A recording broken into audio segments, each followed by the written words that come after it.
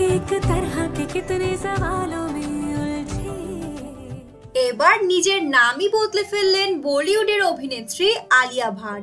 বেশ কিছুদিনের বিরতির পর আবারও পর্দা কাঁপাতে এসেছেন বলিউড অভিনেত্রী আলিয়া ভাট।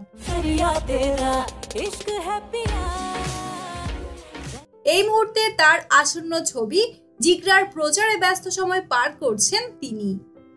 আর এরই মধ্যে বেরিয়ে এলো চাঞ্চল্যকর সব তথ্য। জানা গেল নিজের নামই নাকি বদলে ফেলেছেন আলিয়া। কিন্তু কেন হঠাৎ এমন সিদ্ধান্ত, আর নিজের নাম বদলে কি রেখেছেন আলিয়া? কন্যা সন্তানের জন্মের পর ফিরেছেন চলচ্চিত্রে। সম্প্রতি মুক্তি পেয়েছে আসন্ন চলচ্চিত্র জিগরার ট্রেলার। সব মিলিয়ে বেশ ফুরফুরা মেজাজে রয়েছেন আলিয়া ভাট। এরই মধ্যে প্রকাশ্যে এলো চমকপ্রদ সব তথ্য। জানা যায়, বিয়ের পরে নিজের নামে পরিবর্তন এনেছেন এই অভিনেত্রী। কপিল শর্মার অনুষ্ঠানে সে নিজেই জানালেন বিষয়টি। বর্তমানে জিগরার প্রচারণায় ব্যস্ত আলিয়া। সেই ছবির প্রচারে the great India Kapil show এর দ্বিতীয় সিজনে এসেছিলেন তিনি।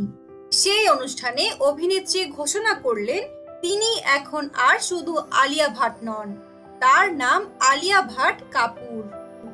ক্যারিয়ারের শুরু থেকেই একাধিক সাক্ষাৎকারে আলিয়া জানিয়েছিলেন রণবীর কাপুরকে তিনি পছন্দ করেন।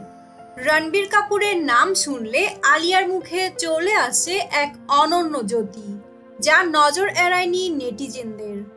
এরপর 2018 সালে সোনম কাপুরের বিয়ের আসরে সেই পছন্দের পুরুষের হাতে হাত রেখে প্রবেশ করেছিলেন আলিয়া।